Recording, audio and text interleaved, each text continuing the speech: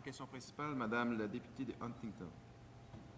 On a appris à l'automne que on a fait face à une pénurie d'arbres de Noël due à la hausse de la demande aux États-Unis.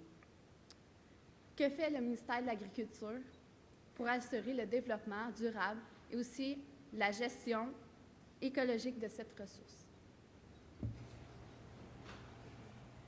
Monsieur le ministre.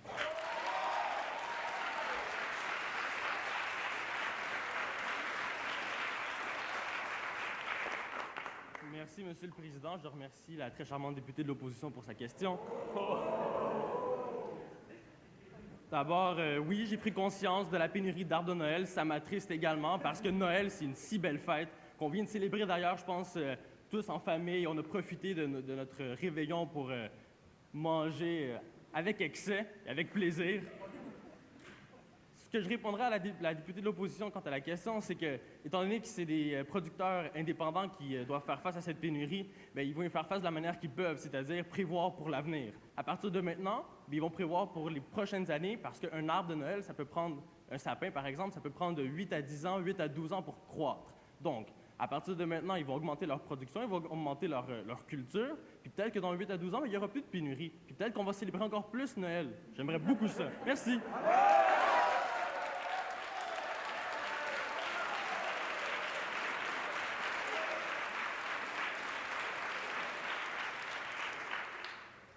En question principale, Monsieur le député de Rimouski. Monsieur le Président, laissez-moi vous raconter l'histoire d'un ancien employé de 39 ans d'une usine de Valleyfield qui tente de reprendre sa situation en main. Notre monsieur souhaitait retourner aux études en soins infirmiers après avoir subi les effets de la fermeture de l'usine de Valleyfield. Son dossier était très attrayant. Considérant qu'il avait déjà entamé une formation en santé ultérieurement, pourtant, il s'est vu refuser l'aide d'Emploi Québec. Est-ce que le ministre de l'Emploi pourrait nous expliquer comment se fait-il que lorsque les gens tentent d'obtenir une nouvelle formation qui plus est dans un secteur qui a une pénurie de main-d'œuvre, ils doivent d'abord se battre avec Emploi Québec? Madame la vice-première ministre.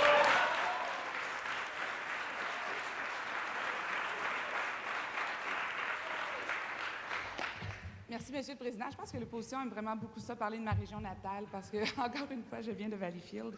Et écoutez, je pense pas qu'un cas fait en sorte, qui a été refusé par Emploi Québec. Je pense qu'il y avait vraiment des raisons que vous aviez juste pas voulu expliquer en cette Chambre. Et je pense pas qu'un cas définit la totalité.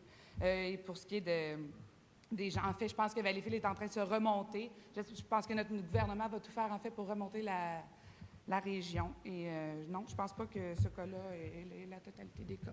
Et voilà!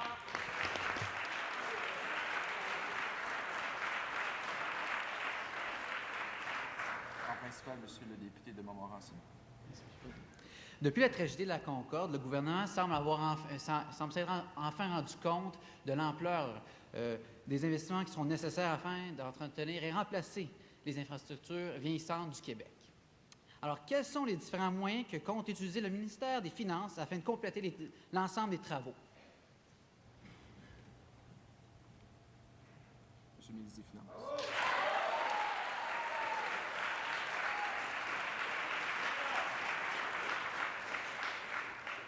Alors, Monsieur le Président, nos infrastructures vont beaucoup mieux qu'on le pense. On ne va pas investir là-dedans.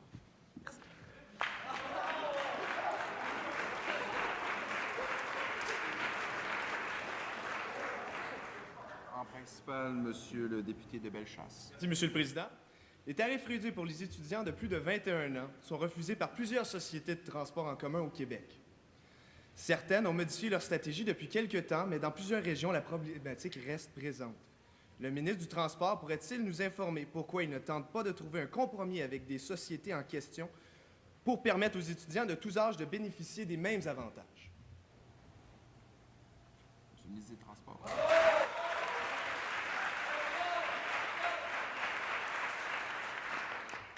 Bien, merci, Monsieur le Président. Je remercie mon collègue de l'opposition pour sa question. En fait, ici, au gouvernement Bleu, on est un gouvernement proactif. On travaille fort avec les sociétés de transport, entre autres pour essayer de réduire le tarif des étudiants. Et comme vous allez le voir, vous en allez vous apercevoir, on a un excellent plan de transport en commun qui s'en vient dans notre budget. Merci.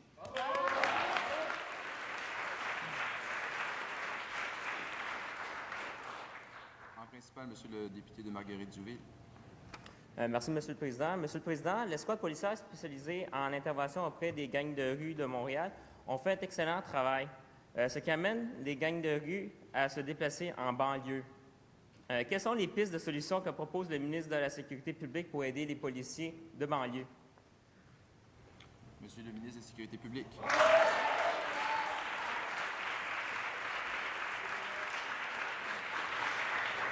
D'abord, je tiens à remercier le député de l'opposition pour sa question. Il y aura des annonces qui seront faites incessamment concernant de nouveaux effectifs policiers pour la Sûreté du Québec.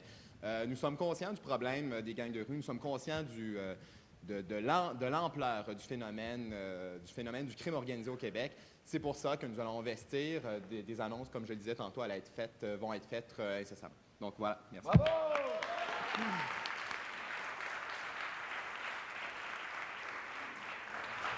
En principal, Monsieur le député de Papineau. En vous remerciant infiniment, Monsieur le Président. L'année 2008 en sera une de renouvellement pour la stratégie jeunesse du Québec. Malgré une implantation lente, mais réussie, la stratégie jeunesse doit être renouvelée. Que compte faire la ministre de la Jeunesse aujourd'hui afin d'assurer la continuité de la stratégie, si stratégie il y a, bien entendu? Madame la ministre de la Jeunesse.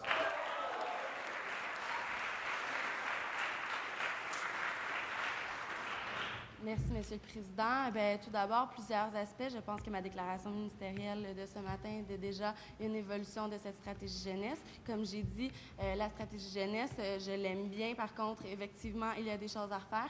J'invite l'opposition à prendre connaissance de notre livre qui va toucher directement aussi la jeunesse. Donc, tout ce que je peux dire, c'est que vous allez avoir des surprises, vous allez être contents. Merci. Et voilà!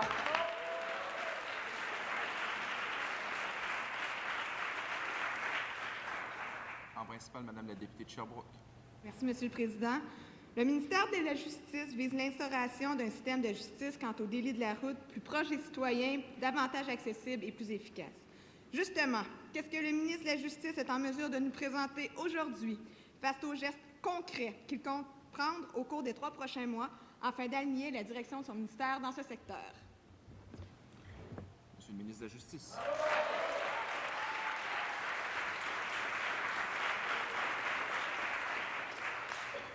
Bien, comme nous le savons tous, l'accessibilité est le défi de notre siècle concernant la justice.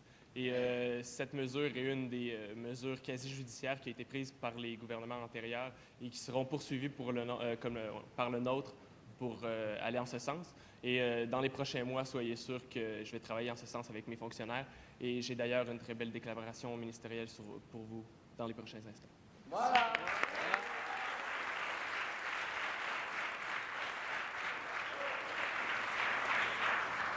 En principal, Madame la députée de Jean Lesage. Merci, Monsieur le Président. On connaît l'importance du domaine minier pour l'économie de plusieurs villes et plusieurs régions du Québec. Ce que nous désirons savoir, c'est quand la ministre des Ressources naturelles va mandater son ministère pour faire un profil complet de la situation, en tenant compte du fait de l'âge très avancé des dernières études sur la situation et également du fait que 40% de notre sous-sol est non connu. Madame la ministre.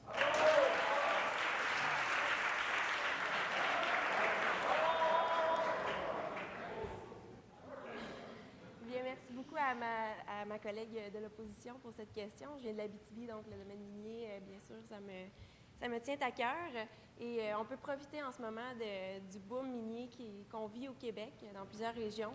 Ça va bien dans ce domaine-là. Donc, c'est sûr qu'en ce moment, on se concentre beaucoup, peut-être plus sur le domaine forestier, mais ça reste qu'on tient compte de ce qui se passe pour les mines. On y voit beaucoup et puis on y pense bien.